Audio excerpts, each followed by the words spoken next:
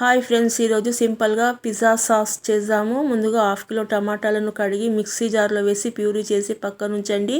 పొయ్యి పైన కడాయి పెట్టి అందులో కట్ చేసిన వెల్లుల్లి రెబ్బలు, ఆనియన్ ముక్కలు వేసి 1 స్పూన్ పసుపు వేసి మంచిగా మిక్స్ చేసి 1 స్పూను చిల్లీ ఫ్లేక్స్, 1 స్పూన్ కారం పొడి, టమాటా ప్యూరీ వేసి మంచిగా మిక్స్ చేసి అందులో 1 స్పూను ఉప్పు, 2 స్పూన్ల చక్కెర, 1 స్పూను మిరియాల పొడి వేసి మంచిగా మిక్స్ చేసి మూత పెట్టి దగ్గర పడేంత వరకు ఉంచి దించి ఒక బౌల్లోకి సర్వ్ చేసుకుంటే పిజ్జా సాస్ రెడీ.